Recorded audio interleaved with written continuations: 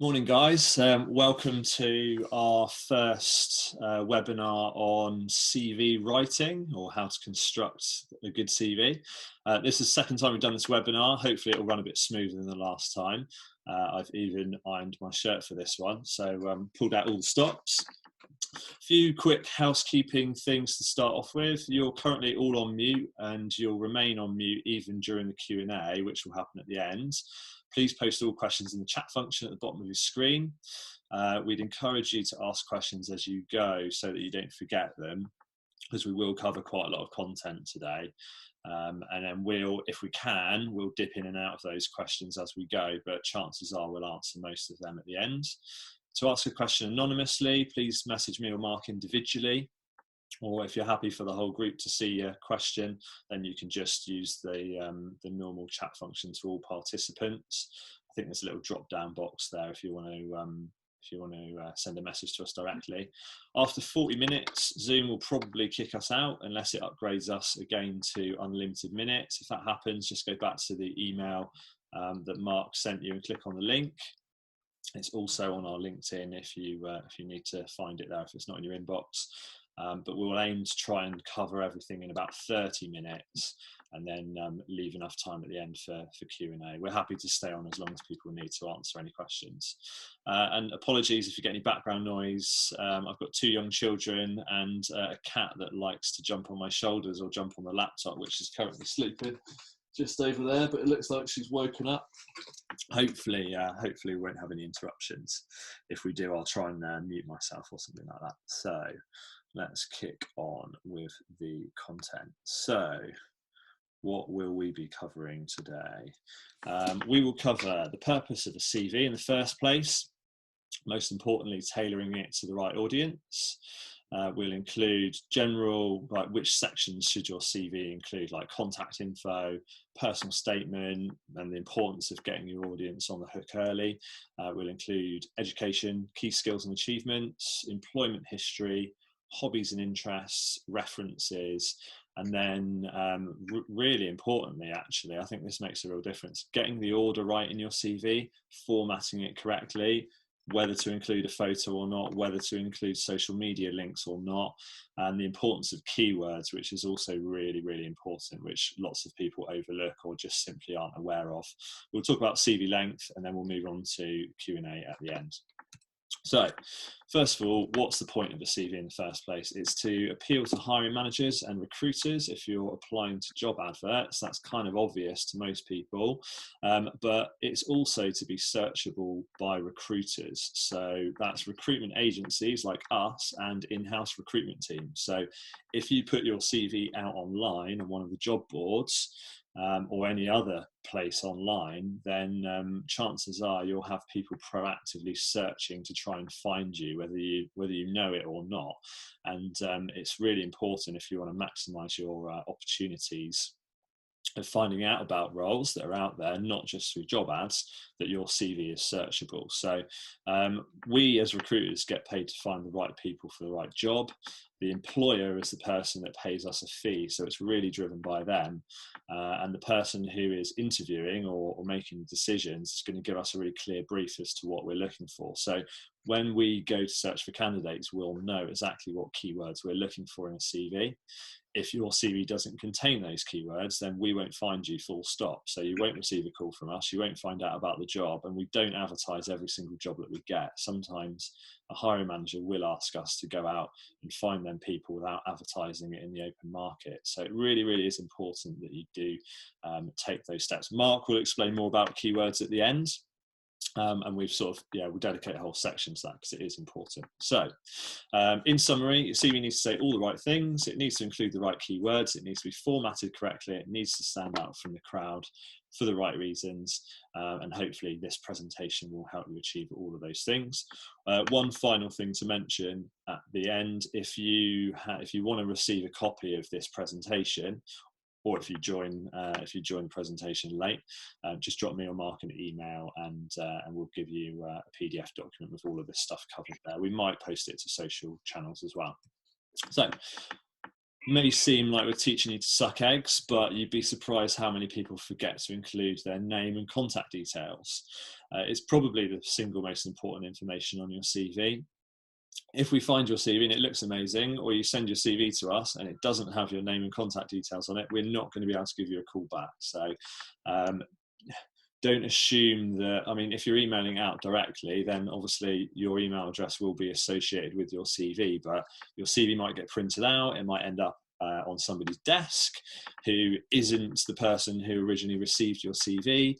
They might be the decision maker, or you might get found online on one of these job boards. So like I say, it's really important that your contact details are on there. Make sure you include your current phone number. Again, it probably sounds like we're teaching you to suck eggs, but it's a really common mistake. People tend to write a CV, then not update it for 5 years, and then send it out to apply for jobs. And sometimes people will forget to change their mobile number to their most recent one. So make sure you don't make that mistake. Email addresses are a must as well. Either put your email address in the header or the footer on your CV if you're using words to put it together, or put it beneath your name at the top. That's probably the most common one, but any of those are fine. Make sure your email address is a good email address. Make sure it's professional. By good and professional, I mean don't have the email address, and this is a real one which we'll never forget, don't have the email address of lazysod69@gmail.com, for example, or something unprofessional, or something relating to how many beers you can drink, or anything like that. It's just keep it as your name, and if you need to, put some numbers in there, but just make sure it's professional, because people will look at it and they will decline you for an interview if it makes you look silly. If you have a clean driving license, then you may want to mention that under your name and contact details. It's kind of not that relevant for a lot of jobs, but some jobs do require that. They'll normally mention it in the job ads, so you may or may not want to include that.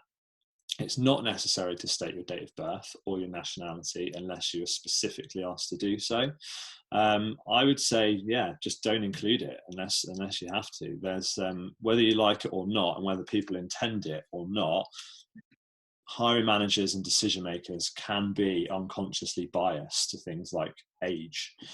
It might be that they feel you're too old, too experienced to be applying for that less senior role, or it might be the other way around, you're too young to be applying for this role, but really the age should have no relevance to the job that you're applying for. So just don't include it, and you won't have that problem. And lastly, postal address is not really essential. Just put the city that you live in so that people know you're local. And if you're not local and you're relocating, it is worth just putting in brackets that you are relocating to that area, so that the hiring manager just doesn't rule you out because you live too far away. Moving on to the personal statement. This is really, really important. So hiring managers are going to be really busy. You're probably one of 30 or 40 CVs that have made it onto their desk or into their inbox. And if you're applying to a recruiter, then we can easily get 200 applications for any given role over a weekend. So you need to capture our attention for the right reasons really, really quickly. Hiring managers are obviously really busy. They might not read your whole CV. They might read your personal statement, decide whether you're right or not, and then either bin your CV off or put you into their interview shortlist. We will tend to read between the lines a lot more and pore over CVs because that's our job, but you still need to get our attention quickly. And if there's lots of competition, you need to make sure you're top of the pile. Your personal statement, therefore, needs to summarize all of the relevant info that is required for the job, and it is really, really about relevance. So you should always be tailoring each section of your CV to the job that you are applying for. What else should your personal statement include? So, as I've just said, summarize your experience, making sure there's a focus on the requirements of the job you're applying for. State that you are actively looking for a career in the employer's industry, and that you want the job that they're advertising. So last week I had somebody amazing apply for a job which they are great for, but they made the mistake in their opening statement of saying that they were looking for freelance roles in Bristol. They'd obviously written that in their CV when they sent it off for a freelance job. My job was a permanent position. I nearly didn't call them, but because it's my job to read between the lines and ask questions, I did. I gave them benefit of the doubt, and it turns out they were brilliant for it. But had they sent their CV directly for that job, they certainly wouldn't have got an interview, because they're stating that the job that they are applying for is not the job that they are looking for. So that is really, really important. If you want to, if for example you work for a marketing agency and you want to apply for a role in-house, you might want to include in your personal statement that you are looking for a move in-house, that you want to work for a big brand or something along those lines that just helps the decision maker join the dots. Don't leave anything up to assumptions, because people are generally looking for ways to rule candidates out rather than to rule them in. Do mention softer skills and show a little bit of personality, but keep it brief and focus on mentioning the key job requirements. So things like B2B, B2C marketing are really good to mention. It's good to differentiate because they are quite different. You may want to talk about online and offline experience. You may want to talk about agency or in-house. You may want to talk about the fact that you're delivery focused or strategic, or you're more creative. Just in that personal statement, giving people the top line info that will then encourage them to want to read the rest of your CV to see the real detail is what's really important. Do not make the mistake of writing a whole paragraph saying that you can work on your own, individually, or equally well as a team, that you're motivated, hardworking, etc. It's pretty generic. Everybody writes in their CV nowadays. It doesn't really sort of mean anything. It's just kind of fluff. So you need to be a lot more specific about the stuff that you're writing in your personal statement. Again, like I say, it's about making it relevant to the job that you're applying for. So use that job ad or that job description as your sort of tick list of the things that you should be including in your CV, as long as you have that experience, of course. So I'm just going to give you a quick example. If I can just share this on my screen. Here we go. So, right, hopefully you guys can see this. If this isn't showing up on your screen, just pop a message in the chat there for a second. So this is an example of a real CV, which we've kind of just played around with to make it a little bit more generic. Obviously, an account manager isn't a real human being. As you can see here, they've chosen to call their personal statement about me. It's a little bit more friendly and informal. There's no right or wrong with this, really. You've just got to think about who your audience is.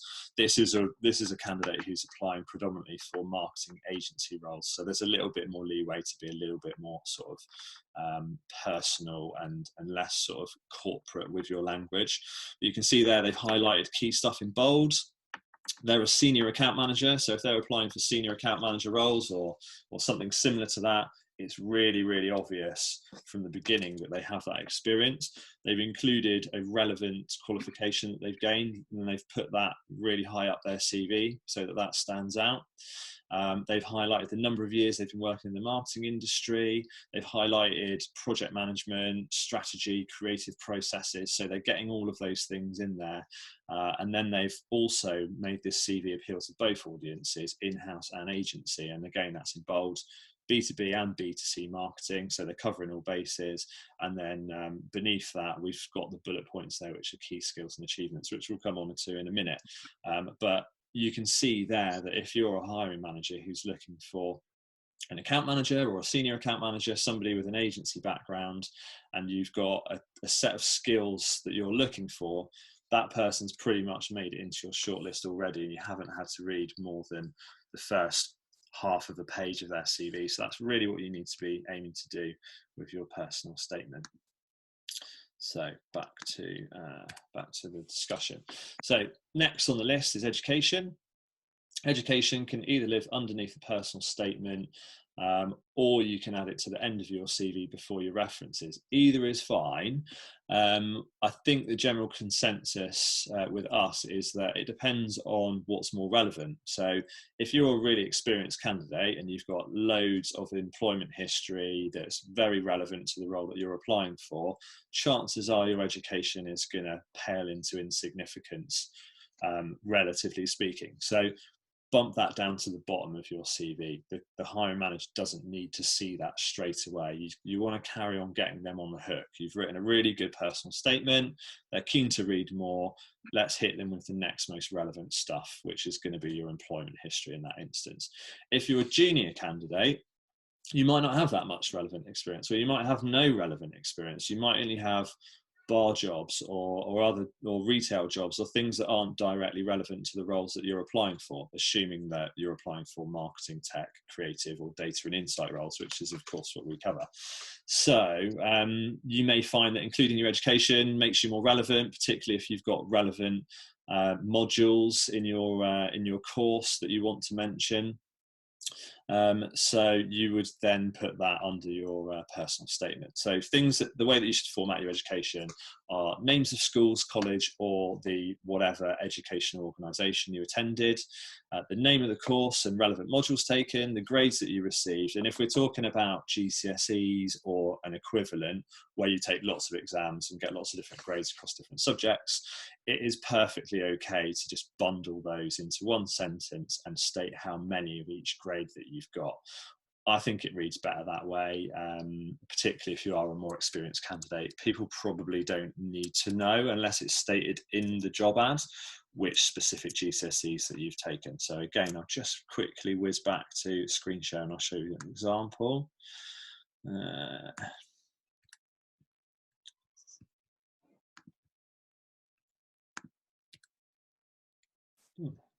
There we go.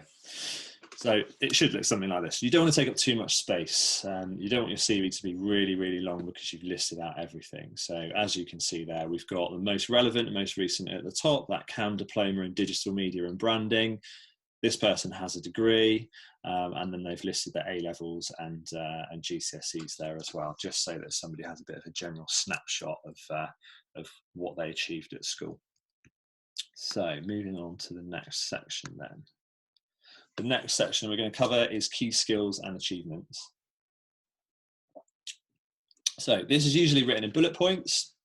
It's good practice to include things like strategy, project management skills, client, business development, presenting, pitching, those kind of more relationship, revenue generating things, if that's the sort of experience that you've got. If you're a creative person, you want to include skills like copywriting, graphic design, using Photoshop, and mentioning any other relevant tools that you've used. If you are more techie, you might want to include IT packages that you've used, CMSs, other relevant software tools like, I don't know, email campaign tools like Fast Stats and those kind of things, analytical tools, Google Analytics, Adobe Analytics, all of those kind of things. They're often tools that people state in job ads. So if you've got experience of those things, make sure you mention it. And again, putting in your key skills and achievements right underneath your personal statement is going to highlight to the hiring manager really early on that you've got those skills. B2B, B2C marketing, industry sector experience. So this is where you probably first want to mention these things. You could also mention it in your personal statement as well, if you really want to get it in early. If you're a marketing manager, for example, and you've got experience in financial services and retail, and the job that you're applying for is in one of those sectors, you should absolutely mention that early on in your CV, that you have experience in those sectors, because people are going to hire an industry expert who's a brilliant marketer over a brilliant marketer who's worked in a different sector, largely speaking. So again, it's about being as relevant as possible. You might want to talk about digital and offline experience that you've got there as well. And you almost certainly want to break those down into more specific marketing channels. So don't make the mistake of saying you're a digital marketer and leaving it up to the hiring manager to decipher that actually you're an expert in SEO and PPC. They might think of digital marketing as being websites and using a CMS and being more content focused, for example. So it is worth you just breaking it down. And again, going back to keywords, when recruiters are searching for CVs, if the hiring manager says to them, we need somebody who has experience of email marketing or CRM, and you've just written digital marketing or online marketing in your CV, those keywords aren't going to be found. So although you've got the experience, we aren't going to find you. You're not going to find out about that job. So it is really important. So key skills and achievements are all about cementing the hiring manager's opinion that you have the right attributes that are relevant to them and the job role that they are hiring for. And here is another example of how that might look. If you just bear with me a second. Screen share. So here we go, key skills and achievements. This is again the same person's CV, which we've just doctored slightly.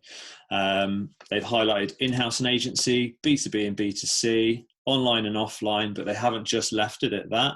They've then broken that down to all of the different marketing channels that they have experience across, and they've put the key things there in bold. Also given a few little stats there. So emails, okay, lots of people will have used email before, but they've specified that they've managed email campaigns of up to 4,000 recipients. So it just gives a little extra level of detail to somebody who might find that information relevant.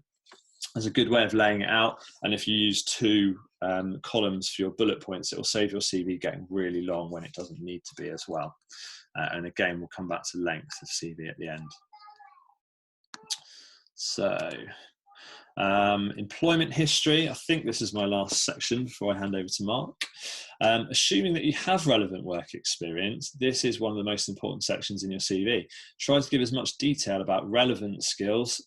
Again, it's about being relevant, and give as much detail as possible. So by now, hopefully we've hooked in the reader, and this is where we really contextualize how much we know about those things that we're talking about. So if you're at the beginning of your career, then this is still going to be an important section for you, but because you simply have less experience or no relevant experience, you're going to have to rely on writing about transferable skills.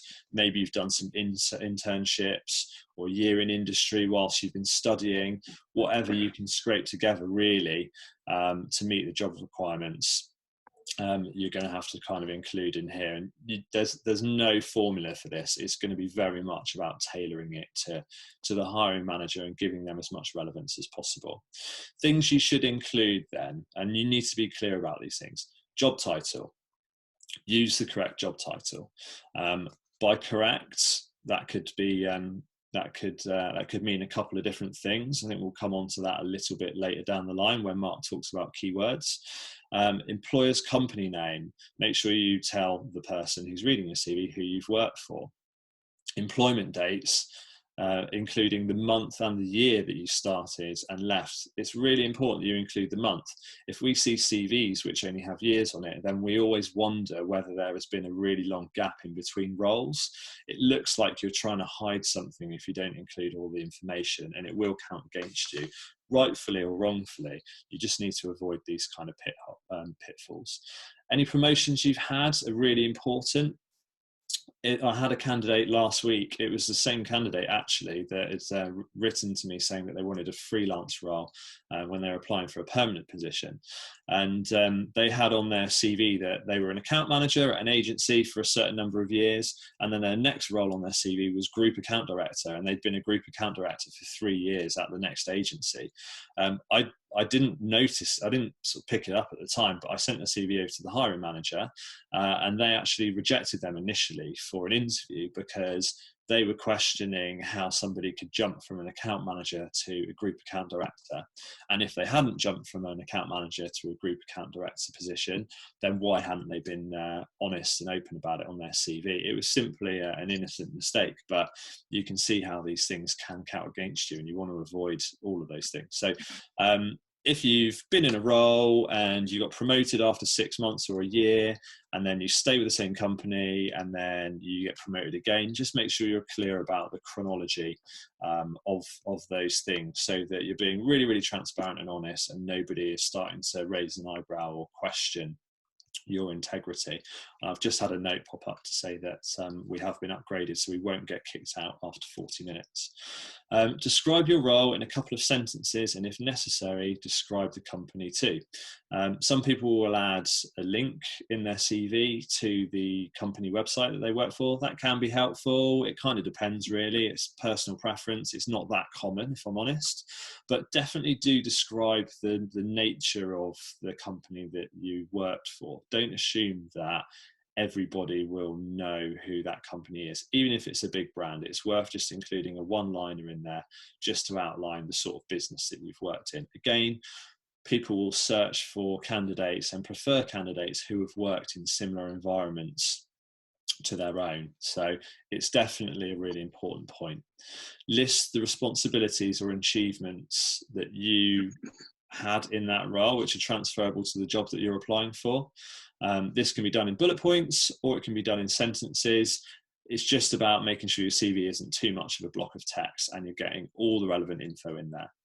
I've got another example now which I will just quickly show you, and then I'll hand over to Mark.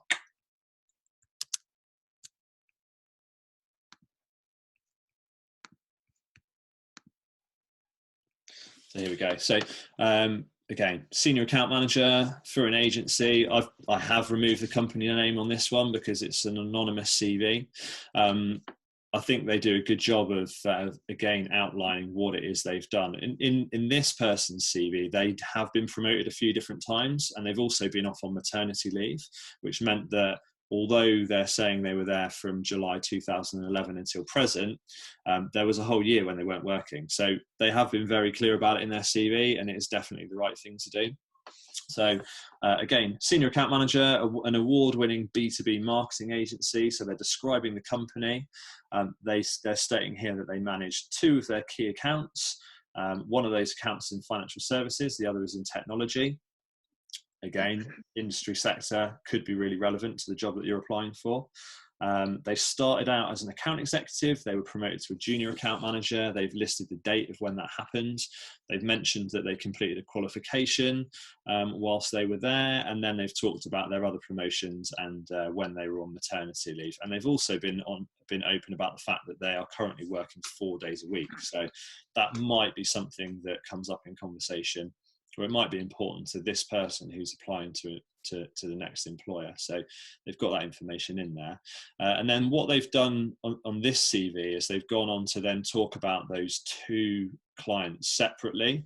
I've only included the financial services one on here as an example, but you can see here the sort of detail that they've included. Now, this is obviously specific to marketing agency roles. So they're talking about who the brand is, which again I've covered up. They're talking about revenue increase that has resulted from them being on that account, and the fact that it's now the agency's 2nd biggest client. So that's a big achievement. It's worth mentioning. And then breaking the role and responsibilities down further into bullet points, they talk about leading and building the client relationship, going and having meetings face-to-face at the client's offices, being a part of that internal marketing team there. They talk about people management.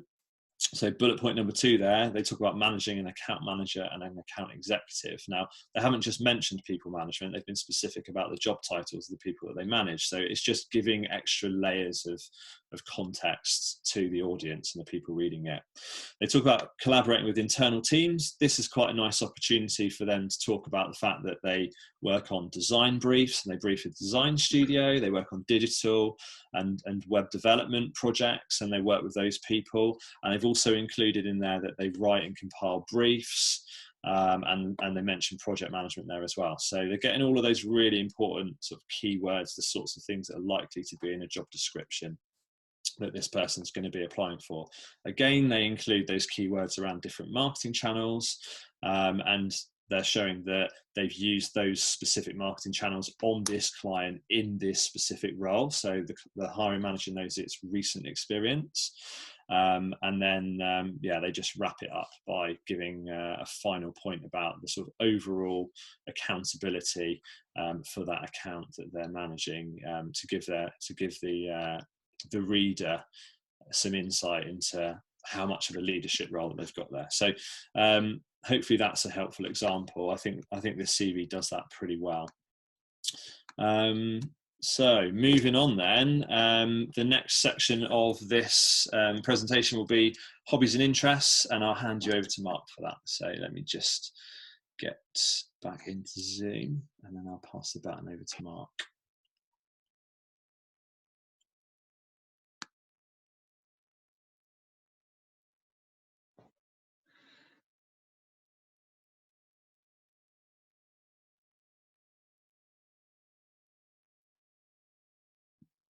Sorry, I muted myself there. It's over to you, Mark. Sorry about that. Can you hear me okay? Yeah, I can hear you fine, really? So I assume everybody else can. I'll put you in spotlight video now as well. Yeah, perfect. Right, hello guys. Sorry, I've got a cat here, it's going to move in a minute. So next sections, hobbies and interests. So this is the part of your CV where you can add a bit of personality. And kind of talk through your interests, your hobbies, what you do outside of work, and try and add a bit of humour if you can into that. It's really important to try and make sure you stand out from the crowd in this section.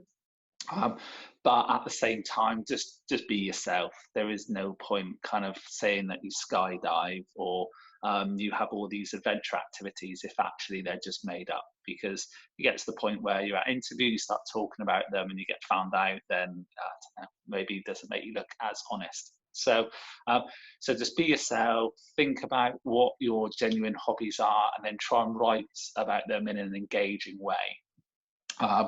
There are some hobbies that I probably would try and stay away from that might not look great to employees.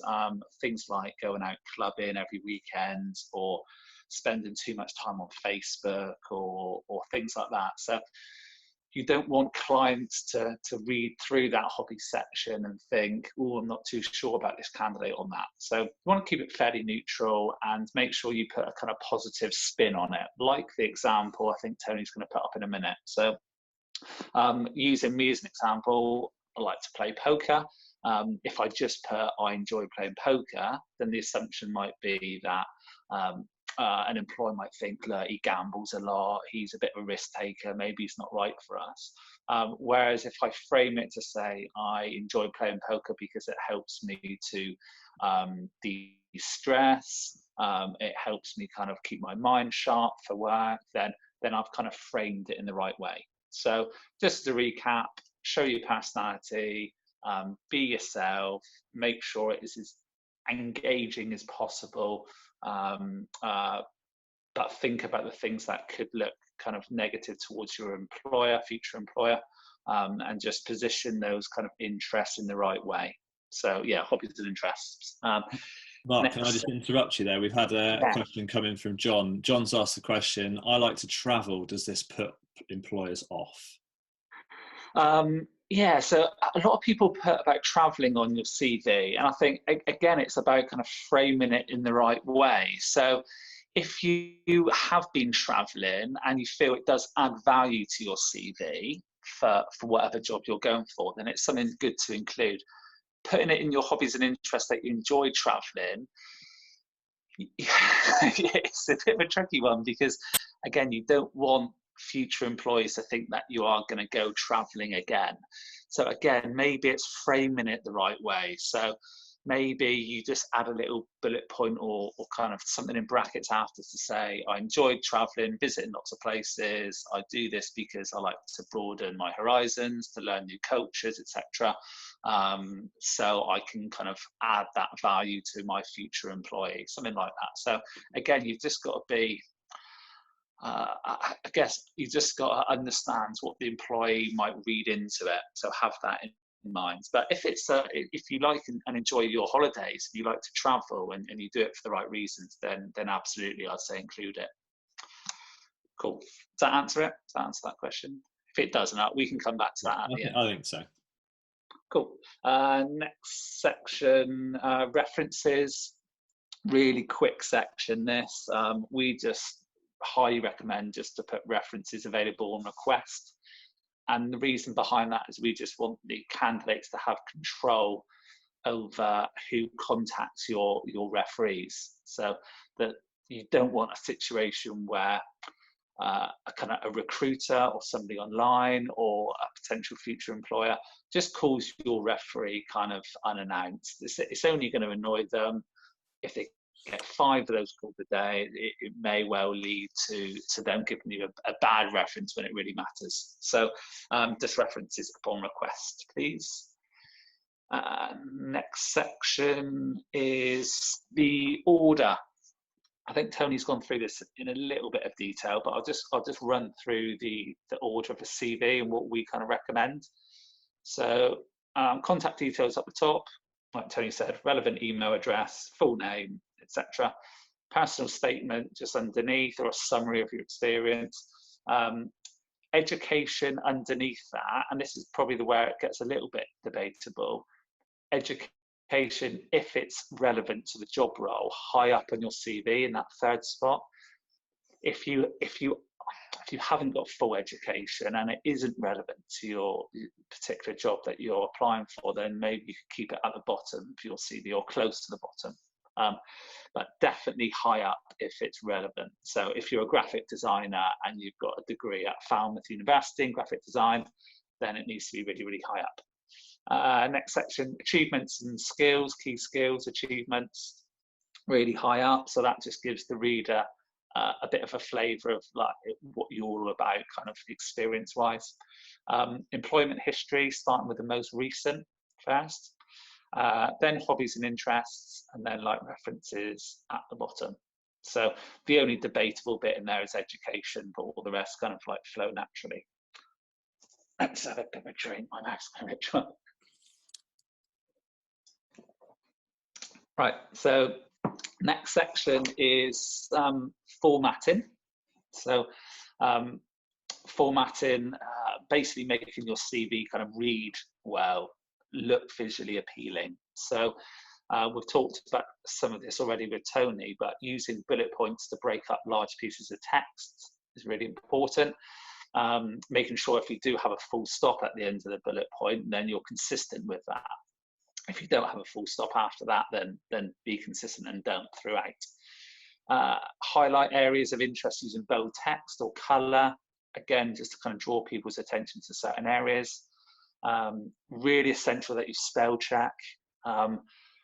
You would not believe the amount of CVs that say, I've got really high attention to detail and they spelled the word detail incorrect. So really, yeah, make sure you spell check, check the spacing, and make sure it's absolutely perfect before it goes out anywhere.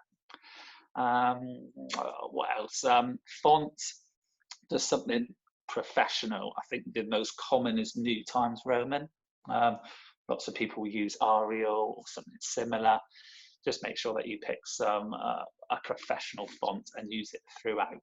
And then presenting your CV in either a CV in Word or PDF. I personally feel like a PDF looks more professional.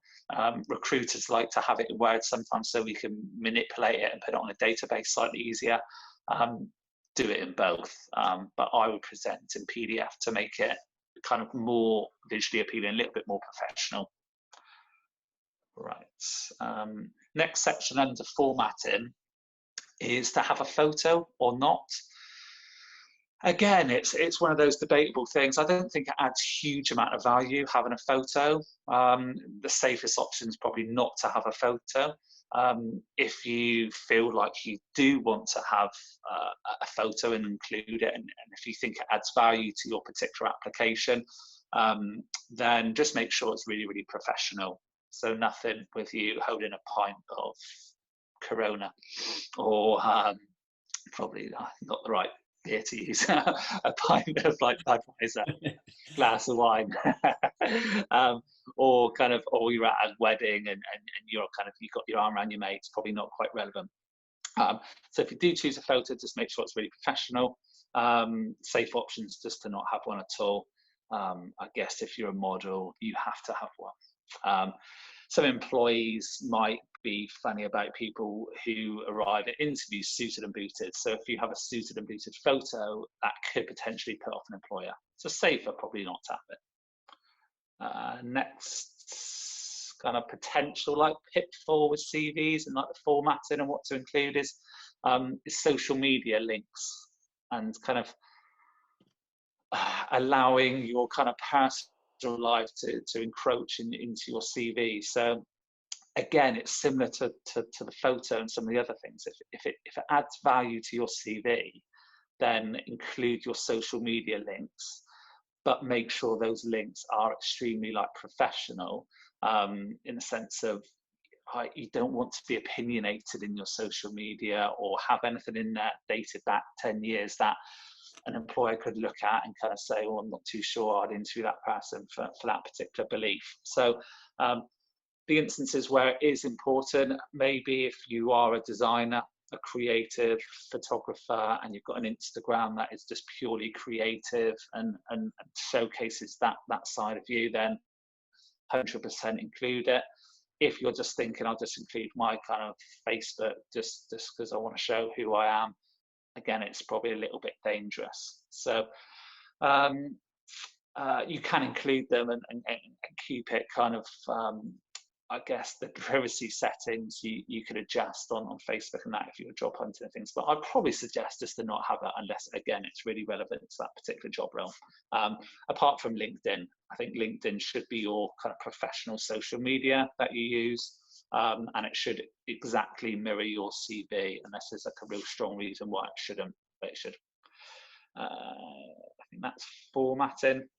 And then the next section around keywords, and Tony spoke about this at the start. So the way recruiters will search for candidates is on particular job boards, on LinkedIn, we will type in kind of like a mini algorithm. It's like we call a Boolean search. And we put keywords in that search to be able to kind of narrow down a big database to a short amount of people so that we can call those people and see if they're relevant for that particular job role. So to use an example, if you're looking for strategist or planning type roles, or something around strategy within marketing, then those are the keywords that you need to include in your CV: strategy, strategist, planner, planning, those types of words, in conjunction with maybe like adding marketing and advertising in those words. So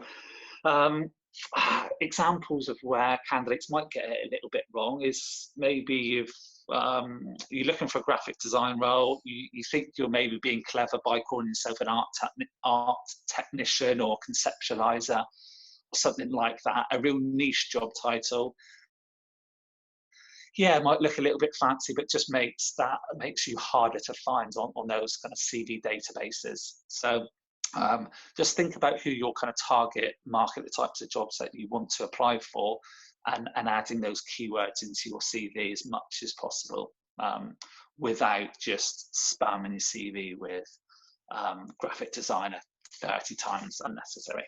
I think that's everything for keywords. Yeah, I think that's all. And then coming on to the last section, and then I think we'll go on to a Q&A. And I think people are writing into the comments now, but yeah, feel free to write any kind of questions in that QA. So the last section is just on CV length. So I think the average is around about 2 pages. Lots of people will swear by the fact that it needs to just be 2 pages and nothing more.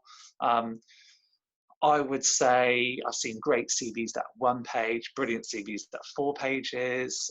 If you've got lots of experience, then kind of I'd say you can go up to 4 pages. I think anything more than that's probably too much. Make sure whatever you do write is just relevant. Don't try and fill out a CV just because it needs to be 2 pages, or you want it to be 3 or just 1. Don't dilute your experience in any way, but don't kind of fluff it out. So just write your CV, real clear examples, and have it fall somewhere close to that kind of 2-page mark. I think that is, I think that is everything. So, Tone, should we go to a Q&A unless I've forgotten anything? I think so. Yeah, there's there was a point that I was going to tack onto the end of that then, but it's just left my head as I'm trying to click around on here and get to the right screens. We've got the question: is it better to have a colourful CV or to keep it plain? Or is it job dependent? I think that's a good question. We see a lot of CVs where people go overboard with colour, and like, less is often more when it comes to CV. Don't forget, the content is what's really important. You need to make sure your CV doesn't look like a giant block of text. You don't want to put somebody off reading it from the get-go. But a little bit of colour can help here and there. I think if we go back to the example CV, which we've got in here, I'm just going to have to skip back a few slides to find it. So this person here uses the blue colour to highlight the different sections in their CV, and I think that helps the reader just navigate their CV more quickly, because they may read the opening statement and really like that person, put them in the yes pile already. Maybe they don't want to even read their employment history, but they want to just check out the rest of their education. So using colour lightly in a CV can help people navigate around a bit more. But if you use tons of different colour, or you put a colourful background in, or you use a colourful font all the way through your CV, which we've definitely seen, then that can just make it really harsh to look at, and won't do you any favours. It'll cause more harm than good. And on that note, I would also add that be careful when choosing CV templates that are available online. You might feel like you've looked for half an hour and found something really unique, but I can guarantee you, whichever one you choose will have seen it about 10 times already, if not more. So, and so will the hiring managers. Like, we have instances where we'll have three candidates that are all good for a job, and they've all used the same CV template. So it doesn't actually end up making you stand out in any way. It kind of highlights that actually you've just found something online that's a bit generic. So be careful if you do use a CV template. If you use a recruiter, then we'll tell you if it looks generic or not. But you're safer just to use a little bit of colour. And don't be afraid to have white space on your CV as well. People don't want to read a giant block of text that you've crammed into 2 pages. We'd rather have a 3-page CV and have a bit of light in between the text. Yeah, I'd go with all of that. I think with the colour thing specifically, I think with CVs, you just want them to be as kind of, I think probably as neutral and professional and informative as possible. And I just don't think you want to divide opinion on, like, yes, you might love pink and green, and that might be your 2 favourite colours, and you might create a CV with those colours that you think is amazing because it's your personal kind of visual kind of preference, but a potential employer might not. So I would just stick to kind of neutral personally. Yeah. I've remembered what my question or the extra thing that I wanted to highlight was, and that's, I think this is more relevant to, it's relevant to junior candidates as well. But if you have a lot of experience or you've had a lot of jobs, you might have only been working for a year, but you've had 10 different jobs because you've just done part-time or temp work, but only one or 2 of those jobs are relevant, then what you really want to do in your CV is make sure you're maximizing the amount of time you spend talking about what's relevant, but you don't want to completely chop out your other roles, because you want to show that you were working, you weren't just sat there doing nothing. But you don't want to fill up another page talking in detail about those roles. So you might want to just group them together at the end. And again, the example CV that we've got, which I'll just show you here, it's at the bottom of this slide. This is just a good way of just grouping together roles that are less relevant. So this candidate has 2 years worth of job history in which they had 4 roles which weren't relevant. Like, they went from pretty much one job to the next, to the next, to the next. So they were always working, which is a good thing to demonstrate in a CV, but those roles aren't relevant to the marketing agency roles that they're applying for. So they've just grouped them together in a very short section at the bottom of their employment history, which I think is a good way of doing things. Yeah, on just following on from that, Tone, is like we see lots of CVs that will have, maybe for junior candidates who have just for this as an example. So maybe they've spent 2 years at McDonald's, 3 years at Pizza Hut, and then they've got a 1 week internship as a marketing strategist, and they've thought about kind of using the space in relation to how long they've been in that particular job, which assuming that they're going for strategists and kind of planning jobs, and that 1 week's worth of experience is worth talking about 10 times more than the other experience. So don't be afraid, like Tony said, just to kind of not talk about stuff that is irrelevant. And if you feel like you want to put 10, 15 different bullet points for a 1 week internship that you learned loads from, then absolutely, because that's only going to showcase like future employees that that's absolutely the type of job that you want to go for. So. Yeah, absolutely agree with you. Got another question there from Steve. With keywords, is there a benefit of repeating them in my CV to perhaps appear higher up in searches? Yeah, absolutely, but not too much. So it's a bit like Google, really, and the way that Google searches the web, although not quite as complicated. If our search criteria is marketing and account manager, just to give a really simple example, we want to see all CVs that have those two keywords in them, or those key phrases. And if a candidate has written account manager 4 times in their CV and they've written marketing 5 times in their CV, they are going to come up higher in our search list than somebody who's only written them once. And generally speaking, when we run a search, we'll have 200 CVs to look through. So you don't want to appear at the bottom of the list. You've got to get the balance right. You don't want to just be writing those keywords for the sake of it, in the same way that you wouldn't just repeat them in a really obvious manner online on a website or in another piece of content. It's got to read well. But if you're following our advice on including keywords in your personal statement, then including them in your key achievements, and then repeating them in your employment history, then you will naturally get those keywords in multiple times and appear higher up the rankings. So definitely something to consider from a searchability perspective. Yeah, agree, definitely. Cool. Any more questions? Yeah. Have we got any other questions? What's this? No. I think that is all of the questions. If you have any other questions, feel free to drop me or Mark an email. You can get our email addresses from our website, and I think we'll put a post out on LinkedIn after this, just to just so it's easy for people to get in contact with us.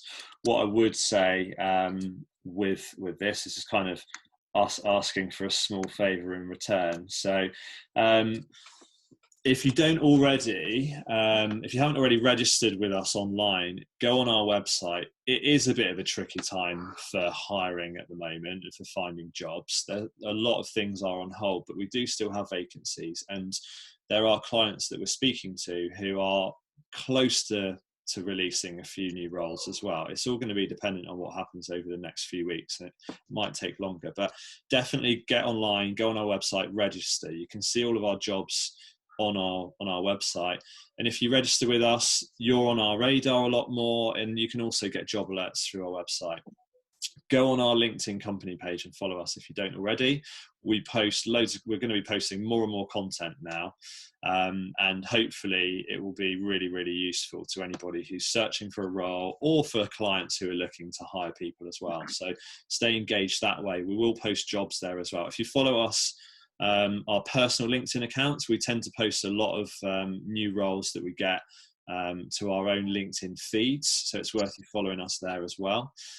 We have the Henry Nicholas Twitter account, which we plan to do a lot more with, and we are hopefully going to set up a YouTube channel as well, where all of these webinar workshops or any other relevant and helpful video content will go. So if you just stay tuned for that, we'll be promoting that via the LinkedIn company page once it's properly up and running.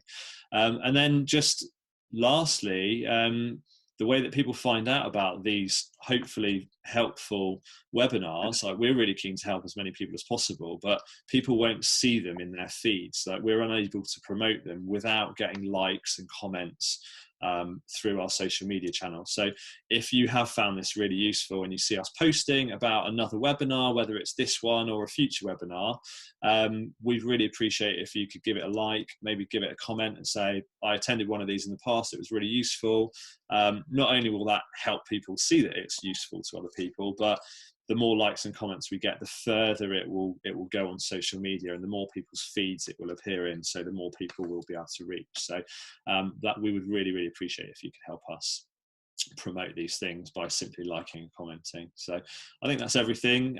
We'll wrap it up there. Thank you for everyone who's attended. Thank you for everyone who's asked a question.